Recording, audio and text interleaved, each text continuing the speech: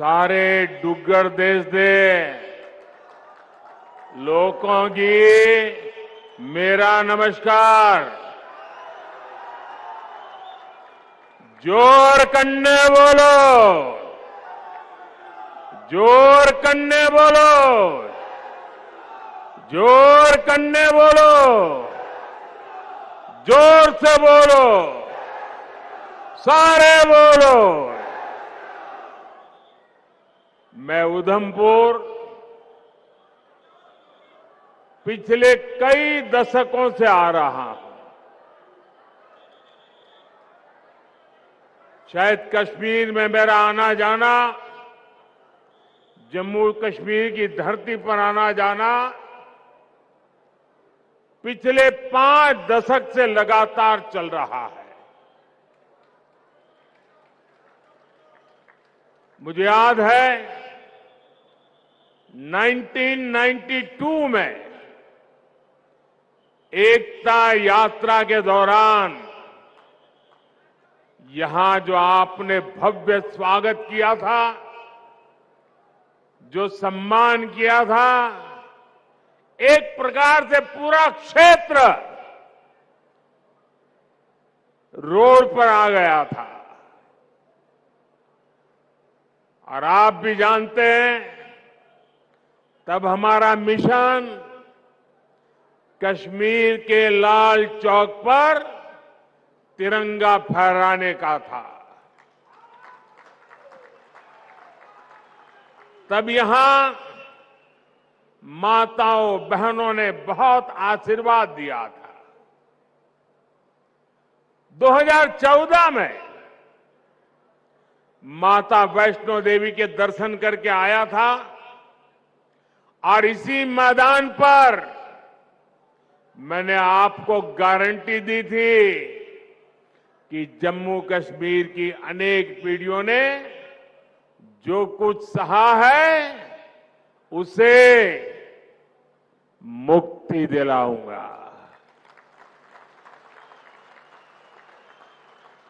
आज आपके आशीर्वाद से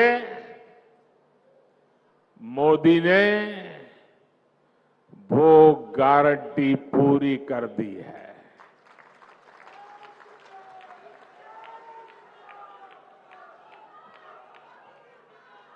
दशकों बाद ये पहला चुनाव है जब आतंकवाद, अलगाववाद,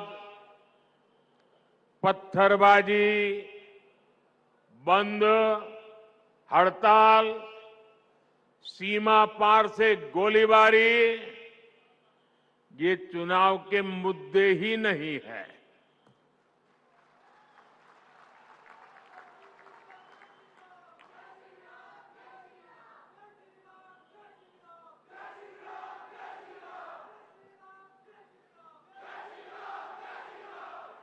तब माता वैष्णो देवी यात्रा हो या अमरनाथ यात्रा, ये सुरक्षित तरीके से कैसे हो, इसको लेकर ही चिंताएं होती थी। अगर एक दिन शांति से गया तो अखबार में बड़ी खबर बन जाती थी। आज स्थिति एकदम बदल गई है। आज जम्मू कश्मीर में विकास भी हो रहा है और विश्वास भी बढ़ रहा है।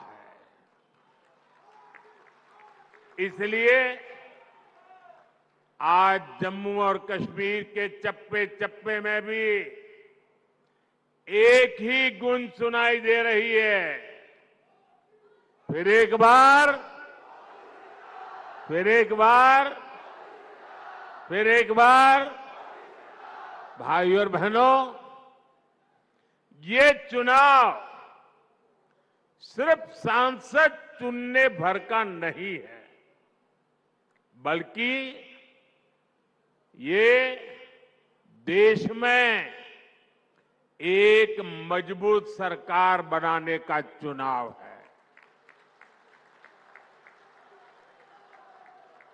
और सरकार जब मजबूत होती है तो जमीन पर चुनौतियों के बीच भी चुनौतियों को चुनौती देते हुए काम करके दिखाती है।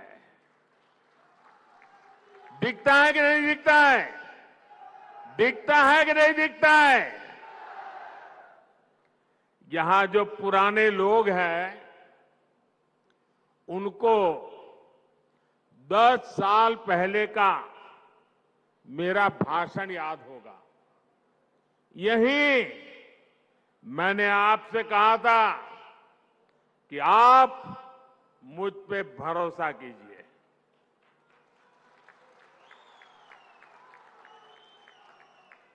याद है ना?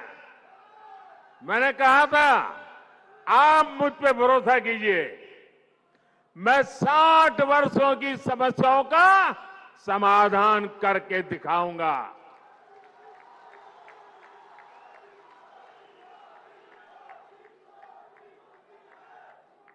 तब मैंने यहां माताओं बहनों के सम्मान की गारंटी दी थी। गरीब को 2 वक्त के खाने की चिंता न करनी पड़े, इसकी गारंटी दी थी। आज जम्मू कश्मीर के लाखों परिवारों के पास अगले 5 साल तक मुफ्त राशन की गारंटी है। आज जम्मू कश्मीर के लाखों परिवारों के पास 5 लाख रुपए के मुफ्त इलाज की गारंटी है। 10 वर्ष पहले तक जम्मू कश्मीर के कितने ही गांव थे जहां बिजली, पानी और सड़क तक नहीं थे। आज गांव-गांव तक बिजली पहुंच चुकी है। आज जम्मू कश्मीर के 75% से ज्यादा घरों को पाइप से पानी की सुविधा मिल रही है। इतना ही नहीं, ये डिजिटल का जमाना है। डिजिटल कनेक्टिविटी चाहिए। मोबाइल टावर दूर सुदूर पहाड़ों में भी लगाने का बड़ा तेज अभियान चलाया है। भाइयों और बहनों, मोदी की गारंटी यानी गारंटी पूरा होने की गारंटी।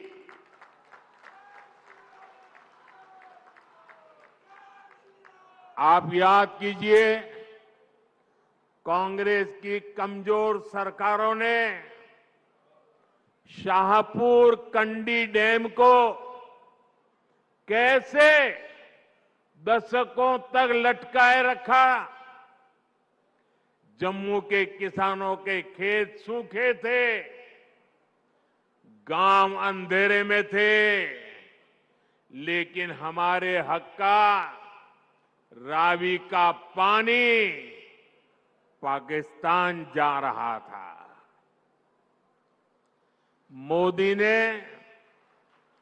किसानों को गारंटी दी थी और इसे भी पूरा करके दिखाया है। इससे कठुआ और सांबा के हजारों किसानों को फायदा हुआ है। यही नहीं, इस डैम से जो बिजली पैदा होगी वो जम्मू कश्मीर के घरों को रोशन करेंगे। भाइयों और बहनों, मोदी विकसित भारत के लिए विकसित जम्मू कश्मीर के निर्माण की गारंटी दे रहा है। लेकिन कांग्रेस नेशनल कॉन्फ्रेंस, पीडीपी और बाकी सारे दल जम्मू कश्मीर को फिर उन पुराने दिनों की तरफ ले जाना चाहते हैं। इन परिवार चलित पार्टियों ने, परिवार के द्वारा ही चलने वाली पार्टियों ने जम्मू कश्मीर का जितना नुकसान किया, उतना नुकसान किसी ने नहीं किया है। यहां तो पॉलिटिकल पार्टियां मतलब of the family, by the family, for the family.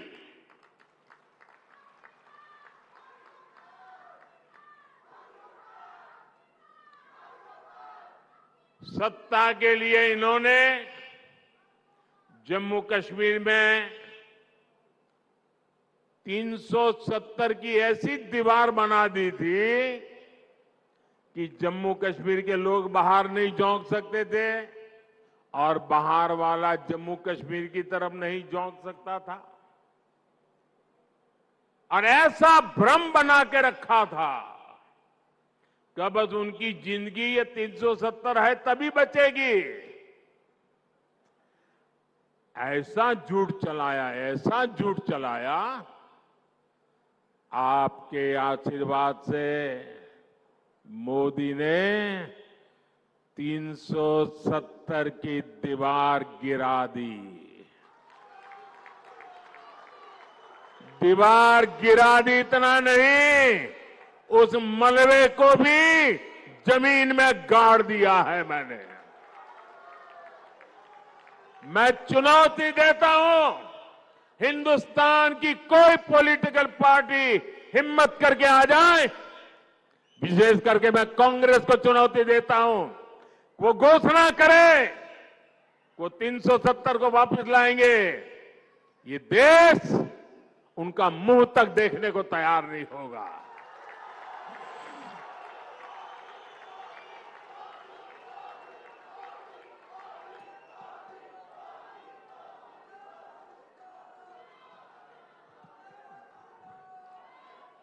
ये कैसे कैसे भ्रम फैलाते हैं, कैसे कैसे लोगों को डरा के रखते हैं।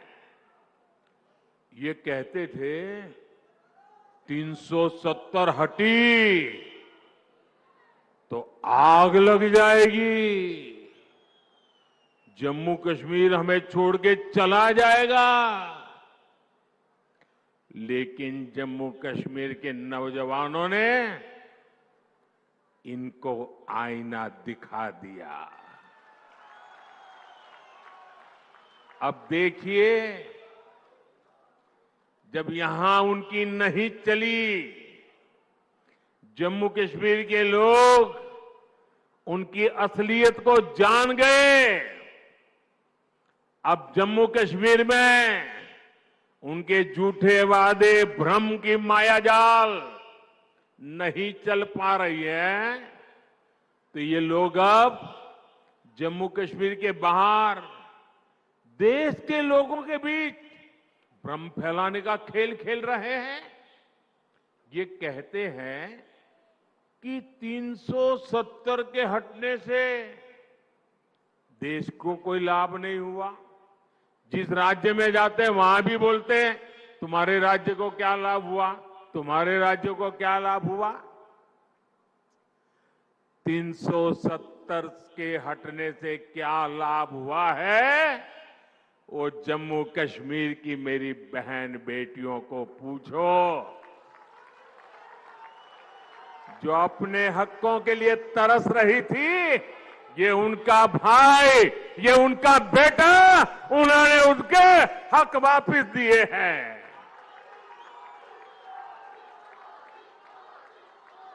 जरा कांग्रेस के लोगों, जरा देश भर के दलित नेताओं से मैं कहना चाहता हूं, यहां के हमारे दलित भाई बहन, हमारे वाल्मीकि भाई बहन देश आजाद हुए तब से परेशानी झेल रहे थे।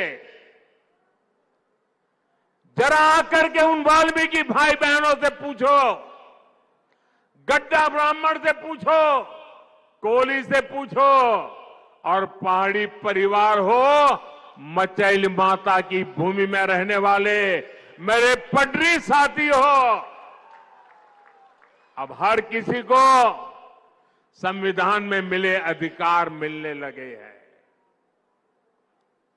अब हमारे फौजियों की वीर माताओं को चिंता नहीं करनी पड़ती, क्योंकि पत्थरबाजी नहीं होती है। इतना ही नहीं, घाटी की वो माताएं मुझे आशीर्वाद देती हैं।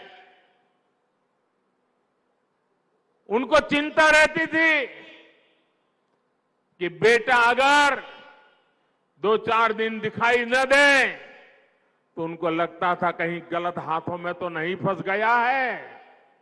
आज कश्मीर घाटी की हर माता चैन की नींद सोती है, क्योंकि अब उनका बच्चा बर्बाद होने से बच रहा है। साथियों, अब स्कूल नहीं जलाए जाते, बल्कि स्कूल सजाए जाते हैं। अब यहां एम्स बन रहे हैं, आईआईटी बन रहे हैं, आईआईएम बन रहे हैं। अब आधुनिक टनल, आधुनिक और चौड़ी सड़कें, शानदार रेल्स का सफर जम्मू कश्मीर की तकदीर बन रही है। जम्मू हो या कश्मीर, अब रिकॉर्ड संख्या में पर्यटक और श्रद्धालु आने लगे हैं। ये सपना यहां की अनेक पीढ़ियों ने देखा है, और मैं आपको गारंटी देता हूं, आपका सपना, आपका सपना ये मोदी का संकल्प है।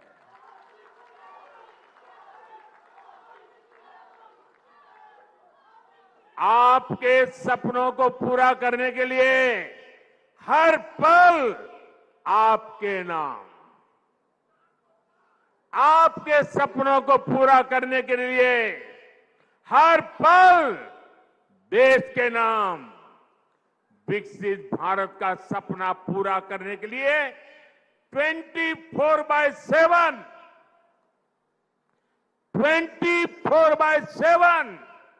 फॉर 2047 ये मोदी की गारंटी है।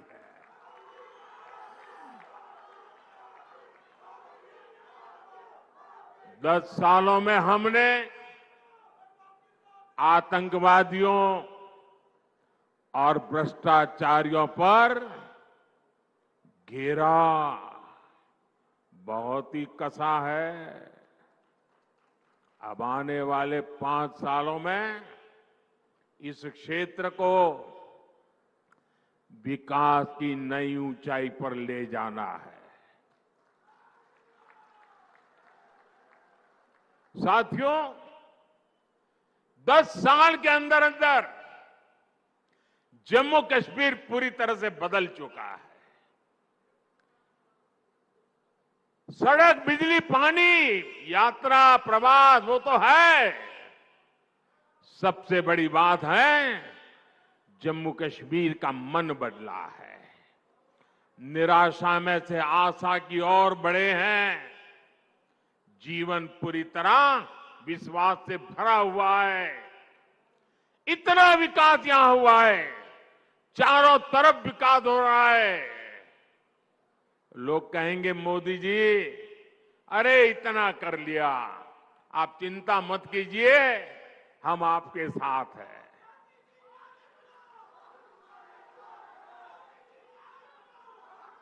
आपका साथ, उस पे प्रति तो मेरा अपार विश्वास है। मैं यहां न आता तो भी मुझे पता था कि जम्मू कश्मीर का मेरा नाता इतना गहरा है तो आप मेरे लिए मुझसे भी ज्यादा करेंगे। लेकिन मैं तो आया हूं मां वैष्णो देवी के चरणों में बैठे हुए आप लोगों के भी दर्शन करने के लिए। मां वैष्णो देवी की छत्र छाया में जीने वाले भी मेरे लिए दर्शन के योग्य होते हैं। और जब आप लोग कहते हैं इतना कर लिया, इतना हो गया, इतना हो गया, हम वो इतने ज्यादा क्या कर सकते हैं? मेरे जम्मू कश्मीर के भाई बहन, आपने पहले इतने बुरे दिन देखे हैं कि आपको ये सब बहुत लग रहा है, बहुत अच्छा लग रहा है, विकास जैसा लग रहा है। लेकिन जो मोदी है ना, वो तो बहुत बड़ा सोचता है। ये मोदी दूर का सोचता है और इसलिए अब तक जो हुआ है वो तो ट्रेलर है, ट्रेलर। मुझे तो नए जम्मू कश्मीर की नई और शानदार तस्वीर बनाने के लिए जुट जाना है। वो समय दूर नहीं जब जम्मू कश्मीर में भी विधानसभा के चुनाव होंगे। जम्मू कश्मीर को वापस राज्य का दर्जा मिलेगा। आप अपने विधायक, अपने मंत्रियों से अपने सपने साझा कर सकेंगे। हर वर्ग की समस्याओं का तेजी से समाधान होगा। यहां जो सड़कों और रेल का काम चल रहा है वो तेजी से पूरा होगा। देश विदेश से बड़ी बड़ी कंपनियां, बड़ी बड़ी फैक्ट्रियां और ज्यादा संख्या में आएगी। जम्मू कश्मीर टूरिज्म के साथ ही स्पोर्ट्स और स्टार्टअप के लिए जाना जाएगा। इस संकल्प को लेकर मुझे जम्मू कश्मीर को आगे बढ़ाना है। भाइयों और बहनों, ये परिवार चलित, परिवारवादी, परिवार के लिए जीने मरने वाली पार्टियों विकास की भी विरोधी है और विरासत की भी विरोधी है। आपने देखा होगा कि कांग्रेस राम मंदिर से कितनी नफरत करती है।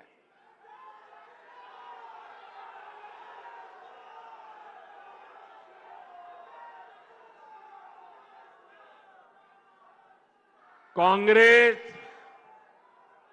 और उनकी पूरी इकोसिस्टम अगर कहीं मुंह से राम मंदिर भी निकल गया तो चिल्लाने लग जाती है, रात दिन चिल्लाती है कि राम मंदिर बीजेपी के लिए चुनावी मुद्दा है। राम मंदिर न कभी चुनाव का मुद्दा था, न चुनाव का मुद्दा है और न ही कभी चुनाव का मुद्दा बनेगा। अरे राम मंदिर का संघर्ष तो तब से हो रहा था जब भाजपा का जन्म भी नहीं हुआ था। राम मंदिर का संघर्ष तो तब से हो रहा था जब यहां अंग्रेज सल्तनत भी नहीं आई थी। राम मंदिर का संघर्ष 500 साल पुराना है, जब कोई चुनाव का नामो निशान नहीं था। जब विदेशी आक्रांताओं ने हमारे मंदिर तोड़े तो भारत के लोगों ने अपने धर्म स्थलों को बचाने की लड़ाई लड़ी थी। वर्षों तक लोगों ने अपनी ही आस्था के लिए क्या क्या नहीं झेला। कांग्रेस और उसके सहयोगी दलों के नेता बड़े बड़े बंगलों में रहते थे, लेकिन जब रामलला के टेंट बदलने की बात आती थी, टेंट पर जो ताड़पत्री वो बदलने की बात आती थी, तो लोग मुंह फेर लेते थे, अदालतों की धमकियां देते थे। बारिश में रामलला का टेंट टपकता रहता था और रामलला के भक्त टेंट बदलवाने के लिए अदालतों के चक्कर काटते रहते थे। ये उन करोड़ों अरबों लोगों की आस्था पर आघात था जो राम को अपना आराध्य कहते हैं।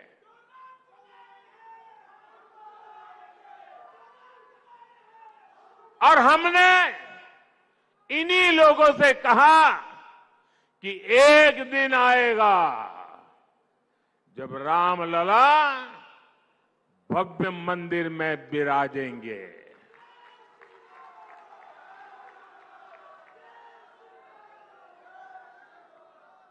और तीन बातें कभी भूल नहीं सकते। एक, 500 साल के अविरत संघर्ष के बाद ये हुआ है। आप सहमत हैं? 500 साल के अविरत संघर्ष के बाद हुआ है। आप सहमत हैं? दूसरा, पूरी न्यायिक प्रक्रिया की कसौटी से कस करके, न्याय के तराजू से तोल करके अदालत के निर्णय से ये काम हुआ है। सहमत है? तीसरा, ये भव्य राम मंदिर सरकारी खजाने से नहीं, देश के कोटि कोटि नागरिकों ने पाई पाई दान देकर बनाया है। सहमत है? जब उस मंदिर की प्राण प्रतिष्ठा हुई, जब उस मंदिर की प्राण प्रतिष्ठा हुई, तो पिछले 70 साल में कांग्रेस ने जो भी पाप किए थे, जो भी रुकावटें डाली थी, उनके साथियों ने जो भी रुकावटें डाली थी, सबको माफ करके राम मंदिर के जो ट्रस्टी हैं, वो खुद कांग्रेस वालों के घर गए, इंडी गठबंधन वालों के घर गए, उनके पुराने पापों को माफ कर दिया और उन्होंने कहा राम आपके भी हैं, आप प्राण प्रतिष्ठा में जरूर पधारिए। सम्मान के साथ बुलाया, लेकिन उन्होंने इस निमंत्रण को भी ठुकरा दिया।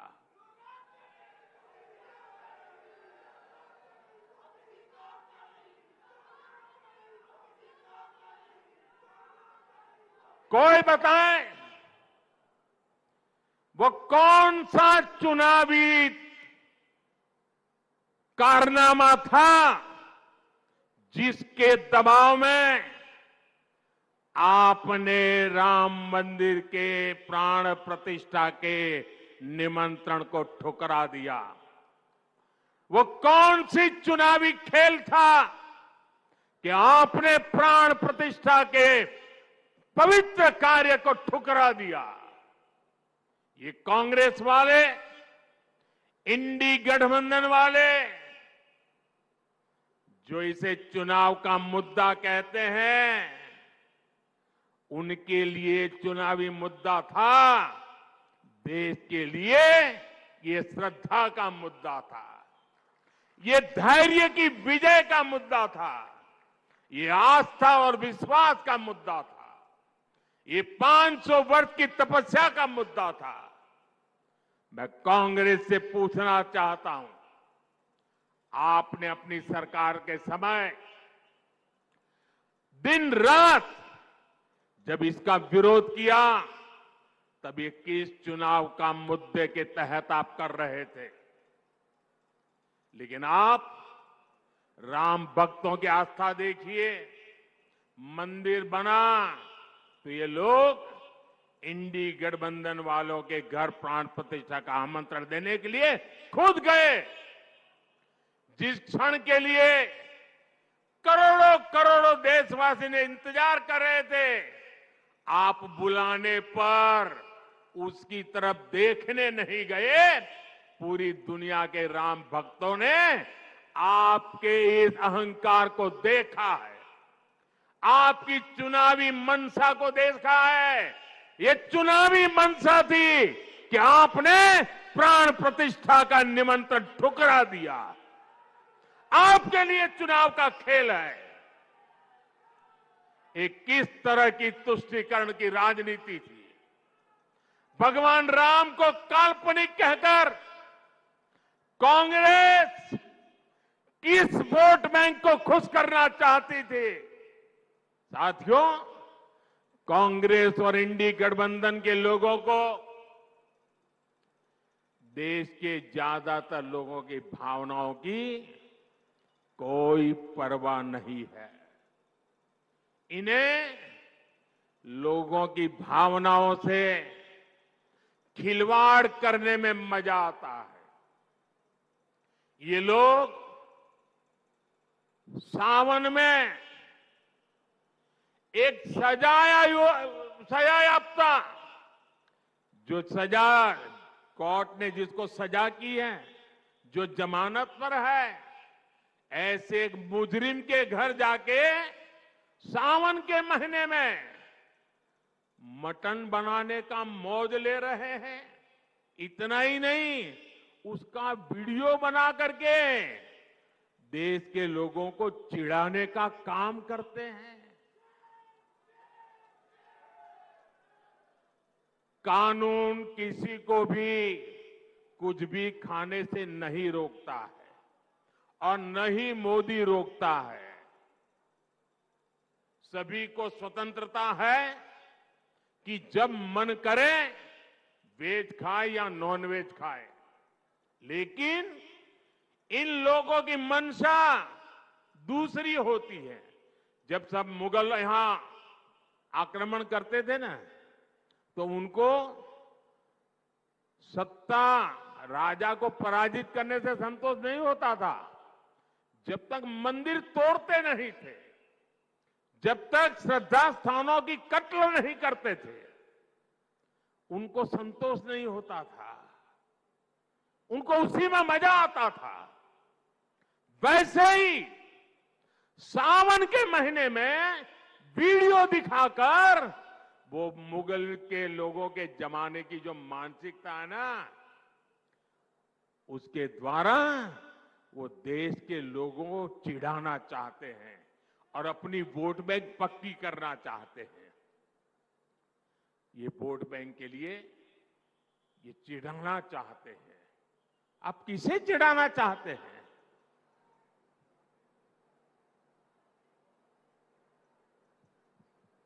नवरात्र के दिनों में अपना नॉनवेज खाना, आप किस मंशा से वीडियो दिखा दिखा करके लोगों की भावनाओं को चोट पहुंचा करके किसको खुश करने का खेल कर रहे हो? मैं जानता हूं, मैं जब आज ये बोल रहा हूं, उसके बाद ये लोग पूरा गोला बारूद लेकर गालियों की बौछार मुझ पर चलाएंगे, मेरे पीछे पड़ जाएंगे। लेकिन जब बात बर्दाश्त से बाहर हो जाती है, तो लोकतंत्र में मेरा दायित्व बनता है, मैं देश को सही चीजों का सही पहलू बताऊं और वो मेरा कर्तव्य पूरा कर रहा हूं। ये लोग ऐसा जानबूझकर इसलिए करते हैं ताकि इस देश की मान्यताओं पर हमला हो। ये इसलिए होता है ताकि एक बड़ा वर्ग इनके वीडियो कर देखकर चिढ़ता रहे, असहज होता रहे। समस्या इस अंदाज से है, तुष्टीकरण से आगे बढ़कर ये इनकी मुगलिया सोच है। लेकिन ये लोग नहीं जानते, जनता जब जवाब देती है तो बड़े बड़े शाही खानदार के युवराजों को बेदखल होना पड़ता है। साथियों, ये जो परिवार चलित पार्टियां हैं, ये जो भ्रष्टाचारी है, अब इनको फिर मौका नहीं देना है। उधमपुर से डॉक्टर जितेंद्र सिंह और जम्मू से जुगल किशोर जी नया रिकॉर्ड बनाकर संसद भेजना है। जीत के बाद दोबारा जब उधमपुर आऊं तो स्वादिष्ट कलाड़ी का आनंद जरूर लूंगा।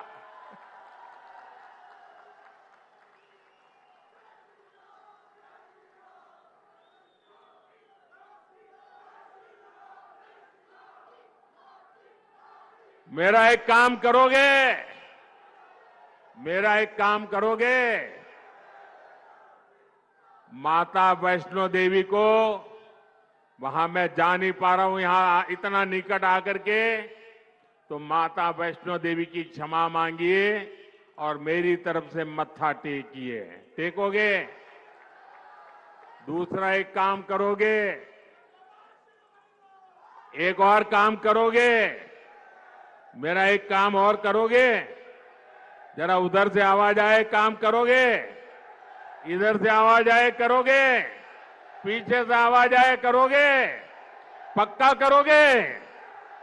देखिए, आप घर घर जाना है और घर घर जाके कहना, मोदी जी उधमपुर आए थे, मोदी जी ने आपको प्रणाम कहा है, राम राम कहा है, जय माता दी कहा है। कहोगे? कहो